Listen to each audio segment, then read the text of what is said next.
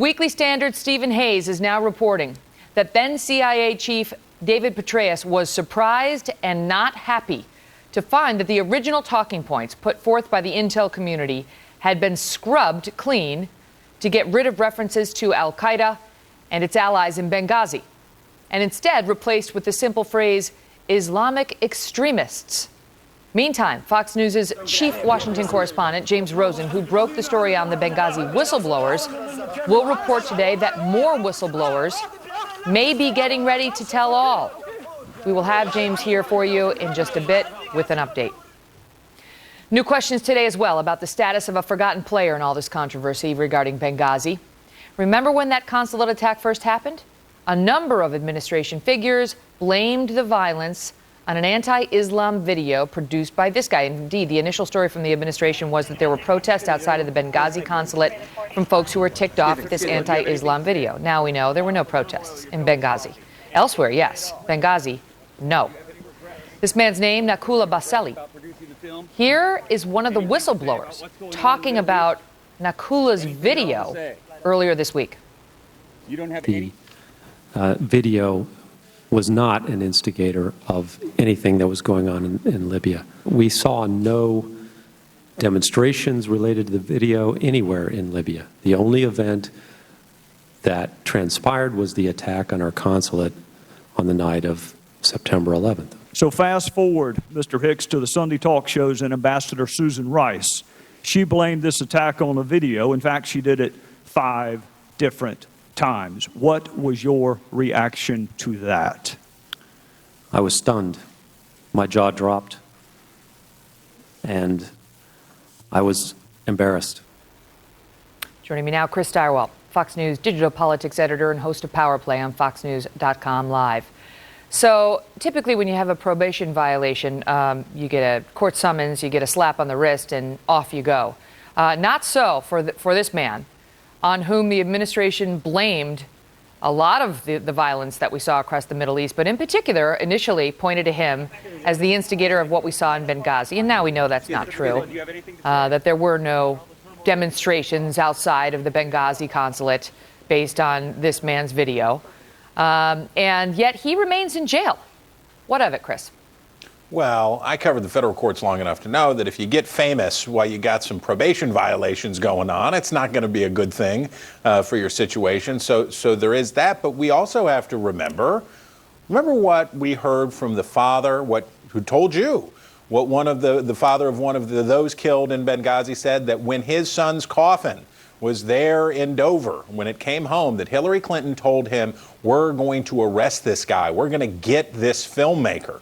She said that, of course, a couple days after the attack, when it was well known, and as the testimony this week showed, there was no indication. There had never been evidence presented that there was a riot or there was a mob of any kind. She talked in her speech about the tyranny of the mob, but specifically, this man said, Mr. Wood said, specifically promised to arrest this guy. That takes it even closer to her trying to pin it on him. And that's significant. Can I tell you, it wasn't just Mr. Woods, because the mother of Sean Smith has been telling the same story. She was also there when the bodies were brought home. She spoke to our own Bill O'Reilly just last night. Listen to what she said. They all told me about the reason that this happened was the video. They actually told you that it was the video? Both Secretary of State Clinton and the President told you it was the videotape? Yes, they actually did. And Susan Rice also. Face to face? Nose to nose. They were hugging me.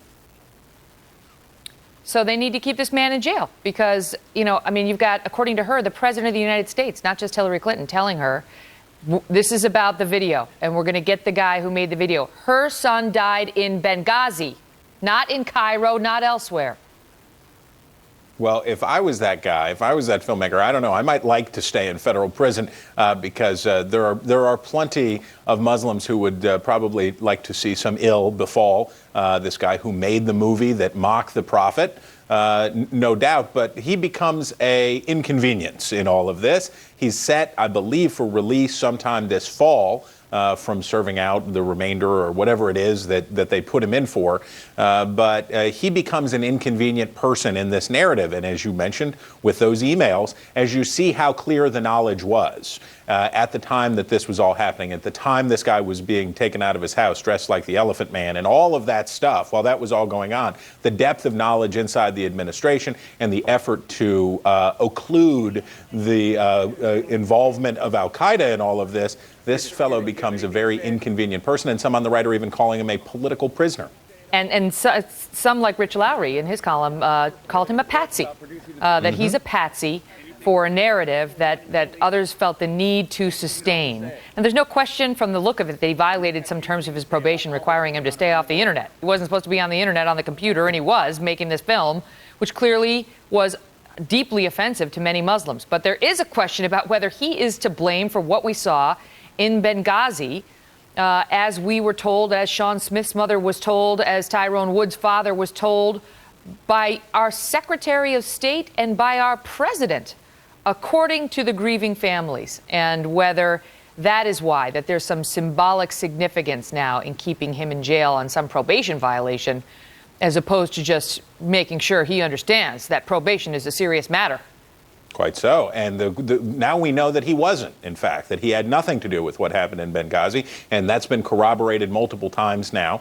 So the question is, what do you do with an inconvenient person? And this gentleman is certainly inconvenient now. Yeah. And, just before we go real quickly, because not only did the President and the Secretary of State take aside those parents and talk about a video when their loved ones' bodies were brought home, but they put out an ad. They put on an ad in Pakistan. That's right. On September 20th.